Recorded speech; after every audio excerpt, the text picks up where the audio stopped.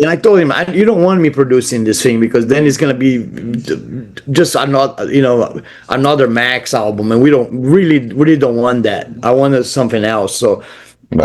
I him to challenge me, and I think that the duo between him and Arthur together, Arthur Rizek and Zion Yeah. was killer. It was perfect, And Zion came with enthusiasm, passion, inspiration, and like this hunger. Like it reminded me of me when I was young, like, oh, this is how I was when I was a kid, I want to Yeah. do Yeah. I wanted to do all this shit.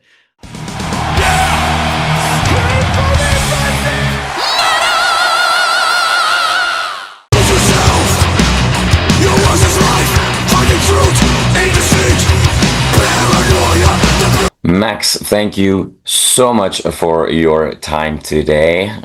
We are eagerly awaiting the new Soulfly album, and that's why we're here today. Exciting times always, even though the number keeps adding to the Soulfly songs on the track list. How are you doing? You've seen this a million times, but I feel that this one is extra special for you. Yeah, it does have a different feel in the air about Shama, even with the name. Hmm. Just, my first record actually in Portuguese in my whole life. Yeah. Uh, Everything else has been in English, but kind of like, yeah, there's always a time for a first time. And I waited all these years, and finally made a record with the title in Portuguese. Of course, it means flame, Yeah. Yeah. but Yeah. also calling whatever you're calling somebody or calling your spirits, whatever you want to call, man. Yeah, I think it's cool. It feels fresh. It feels new. It feels like Soulfly, almost like a kind of rebirth. Like almost Hmm. like we got a second lease on life with Soulfly. It's kind of cool having that happen in your career. It's exciting whenever. Uh, First of all, I want to talk about feeling inspired, because people don't understand how hard it is to be inspired. Right. It's not, you can't just slap your fingers and say, I'm going to be inspired. It doesn't work like that. It's hard. It's fucking hard after all many years of making records to get into that state of mind where you're fully inspired by a record, where the record is actually talking to you. The record is talking back to you. And I feel the Shama does that to me. It's one of those records where I enter in with a free mind, but I knew that I wanted to do a couple things different from last time, and it felt great. And I think I got something really cool in my hands that I'm proud of it, and and I'm inspired, which is so cool to be at my age and be this fired up about a record. It doesn't happen all the time, so this is Yeah. this is Yeah. Yeah. really, really unique moment. So the flame of Shama, it's not quite a slow burning rebellion. Then it's a raging inferno, is how we have to look at it in a way. Feels more like that, man. It's more like setting the place ablaze, really. It's because I think the record in itself, it has a lot of things that I didn't had before. Like even the start of the record, we had a intro song with a name on it and everything. It was built up with this building anticipation, and then very ritualistic tribal drums, heavy guitars, and this very feeling of you're part of some kind of ceremony. Right. And of course, call it in the indigenous inquisition, saying the names of all the extinct tribes of the world. I think like right away from the gate, from the get go, people are you're in for a new different Soulfly record this time. It start out different already, and then throughout the record, you got all the really cool guests, really cool noises. Hmm. I select some of like a different kind of riffing for this record. Yeah, it felt good. It felt like also the production. I think Zion I gave him the keys to produce the album. This time, I already produced Dark Ages, Soulfly, Prophecy. Yeah.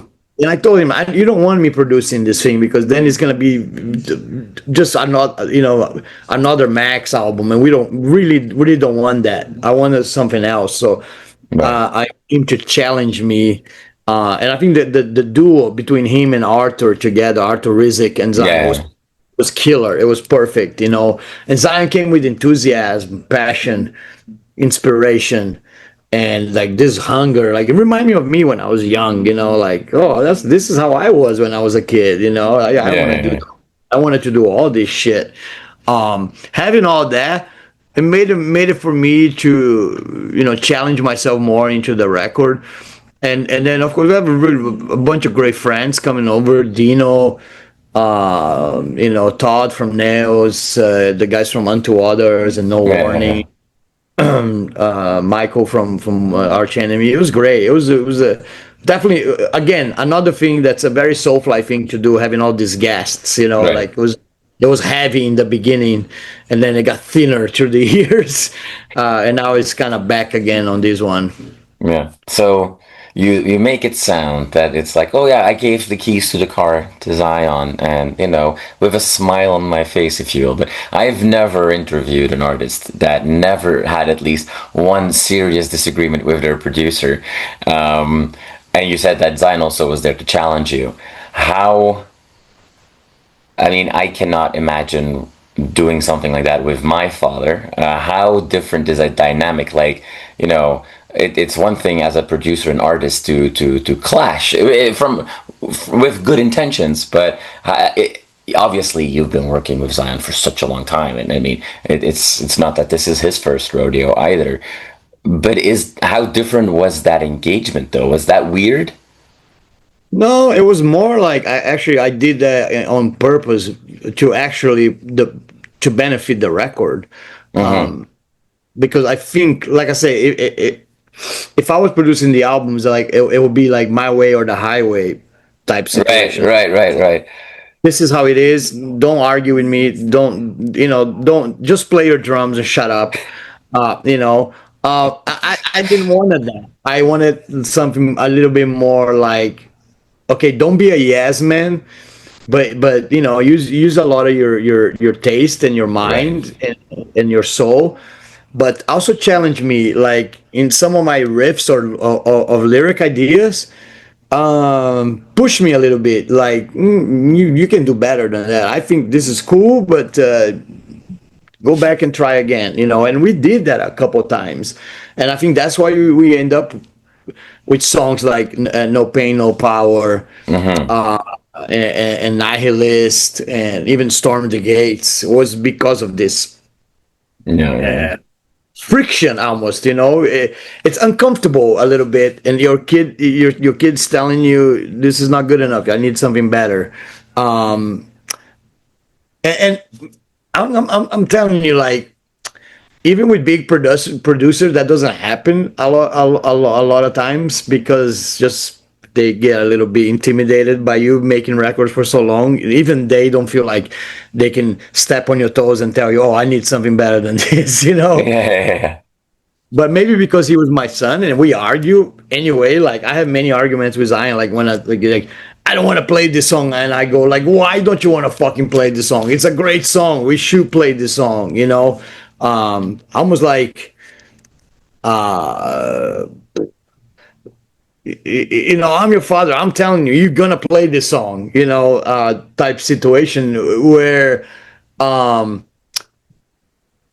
it was the opposite of that. It was kind of like I wanted him to be proud of what we're doing, be super proud of the Mm-hmm. result, and be fired up for what we're achieving with the record, and let the record go as it goes. Like, it's gonna take us, we have a vision in mind, and it's gonna be different in the end from your vision, and that's okay. That's what records are. Yeah. Records are this, the beauty of it is actually this tension of pulling one side, pulling another side. I watch documentaries of people doing like albums, like YouTube making Joshua Tree, where everybody is arguing, You know, Right. that's why it's such a good record. You know, because they didn't settle for just one thing. They were Yeah. arguing and clashing, and that's cool. That made it a cool record. It made a cool statement. And I think also this album is more about the attitude than anything else. When I mentioned that Soulfly was gonna return to the roots of the early records, Yeah, yeah, yeah, yeah. I The groove. clearly mean that sonically. I was talking more about the attitude.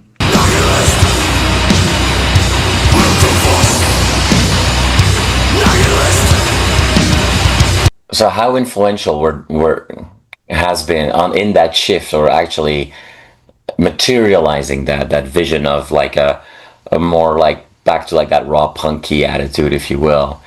And I do feel that there's some at some level sonically that has happened as well. The songs that you listed off earlier are great examples where we get some of that like late 90s groove back as Yeah. well. How influential in that process to kind of like give you the confidence to do that, not just for you but also for Zion, were to Go Ahead and Die records in that? Because that for you I felt was like such a like let's just go like super stripped down because it's not Soulfly, you kind of do like something completely different. But how Yeah. have those records, making those records, being just stripped down and punky, did they give you the, I don't know if confidence is the right word, but did you give yourself a justification to like, okay, we can do some cool things different with Soulfly as well? I think so, and I feel this record, in a weird, unique way. The attitude of it is very punk in its Right. essence. It's a short record, shorter songs.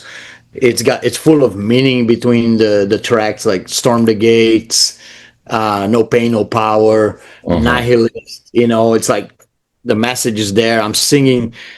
I'm singing with conviction. I'm saying the words because I believe in them, and I'm screaming them with truly, fully convicted about what I'm saying.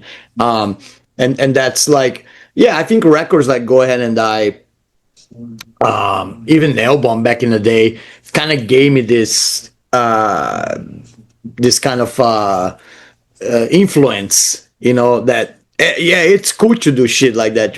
Not everything needs to be so professional all the Right, time. right, right. Sometimes just the greatest coolest shit is the shit that you just thought of it in a second and then just went for it.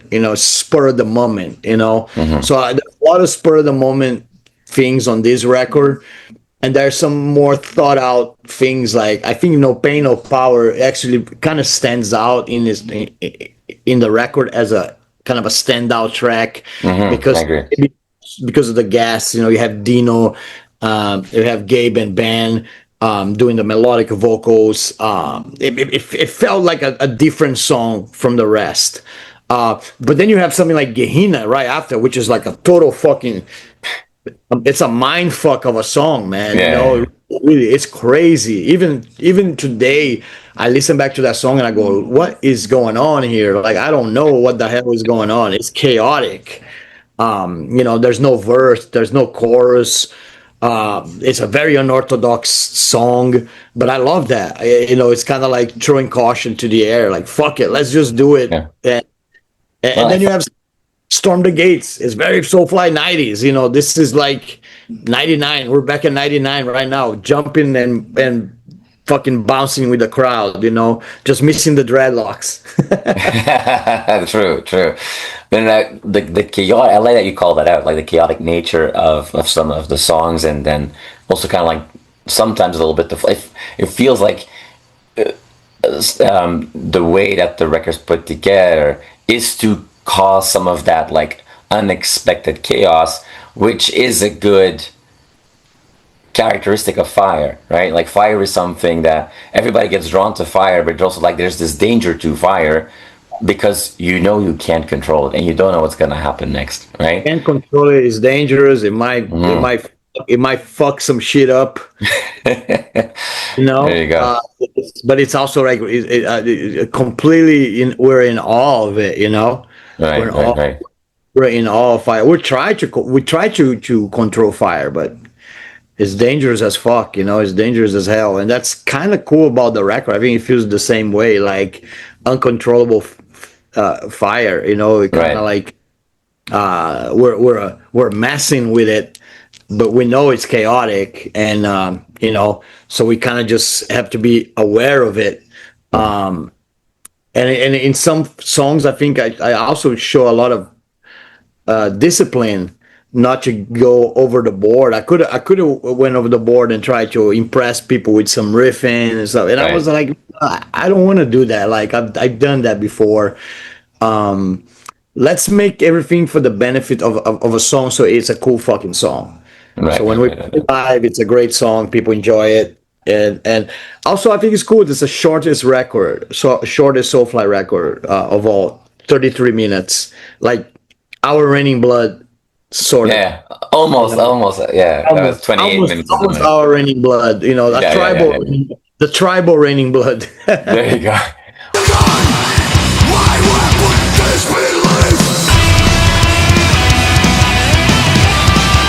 When people think about Soulfly and tribal, and like obviously people think about your Brazilian roots and indigenous tribes there, and jungle comes to mind.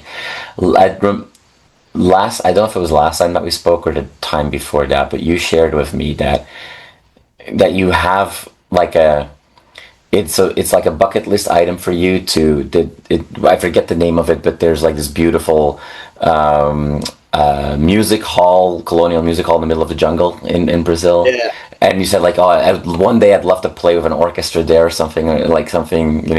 Is that something that are crazy projects like that, or is that still something that you'd like to actively pursue? Like, has your bucket list, has that changed over the last few years? What's a big thing that you would like to do still? No, those are definitely still very much alive. Like I love this place. It's actually it's very colonial. It was all a lot of it. It was like they use a lot of Portuguese styles in it. So it was a lot of Hmm. import from Portugal. So it's a beautiful theater in Manaus. Right. And you have, Yeah. Yeah. yeah, it's in the city of Manaus, but around, surrounded by Manaus, is the jungle, is the Amazon. Hmm. That just gives a whole different feeling to it. But there's other bucket list things I love to play at.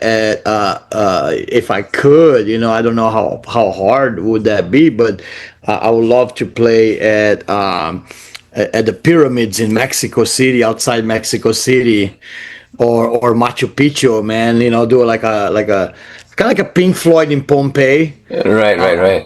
Oh, you don't need a crowd. You just do like a musical thing with no crowd, just the statues, just the pyramids, or in Egypt. There's so many of these cool things around the world, or in in northern Africa or Morocco. Yeah, all of that's kind of like, all of those are kind of like my kind of bucket list. But a lot of those ideas are not that easy to do, make it Sure. Yeah. turn Yeah. reality. But yeah, I keep on it. I keep trying to whenever I believe everything happens on the right time and at the right place. It will happen when it's supposed to happen. Yeah. And then eventually, if it's meant to happen, it's gonna happen. But I love these crazy ideas, and I love that I already realized a bunch of them doing like Kaiovas in a castle in Wales. Um, you know, recording with the tribe in Yeah. Roots, doing the prophecy video in Monument Valley. That was amazing. Like, oh, Navajo sacred land. They let us go in the sacred land and record. Um, Even like Soulfly has done a bunch of cool shit. Soulfly, we play for the Marines twice, and I wish, man, it was back before internet, social media, and I wish we could go back now and do like a whole, like you can do a whole live stream of Right. Right. us, Right. Right. Marines mosh pitting in and fucking, like, I think the drum set was set up on top of a tank. It was fucking hilarious, man. It was so cool.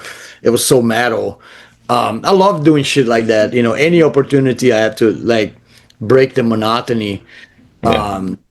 You know, I also had an idea a long time ago. I think it was the first Soulfly. We were playing in Argentina, and it was a sold out show. And I was trying so hard to rent a truck and park the truck in the street and just have a live concert on the middle of the street in Buenos Aires, and be kind of like the U2 in San Francisco. You know, like just having all the people from the street coming and Yeah, just yeah, yeah, yeah.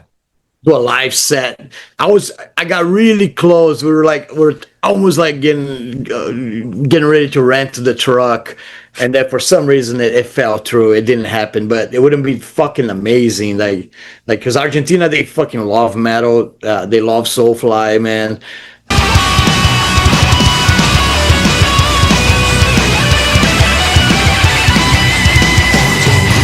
It's more fun. All right. Awesome, awesome. Hey, so let's wrap up with just like an an absurd question, just to have some fun.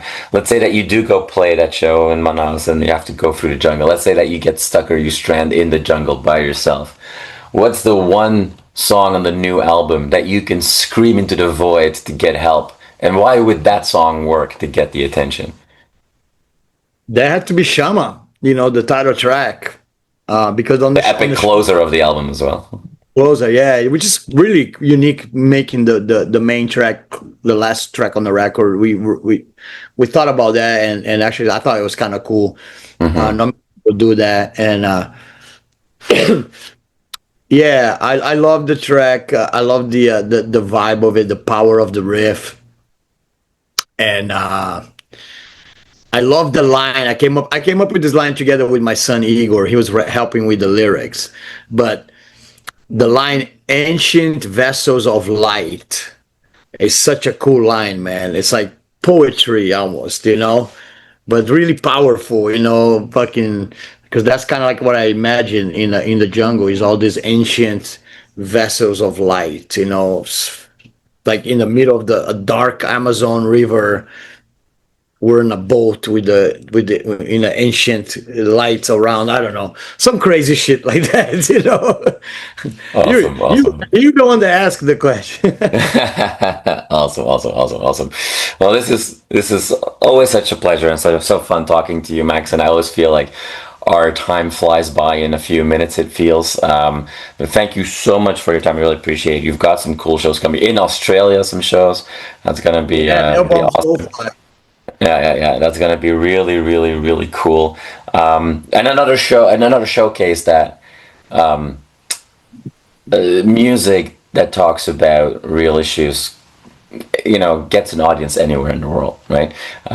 So I'm sure that will be the case when you play at Machu Picchu. There will be some backpackers there that'll start moshing at the top of the mountain there. Thank you so much for your time. I can't wait to see you again live on stage. But we'll see you everywhere as always, because there's always something going on featuring Max Cavalera. Thank you so much for your time. Really appreciate it, and I can't wait until we get the chance to talk again next. All right, take care, man.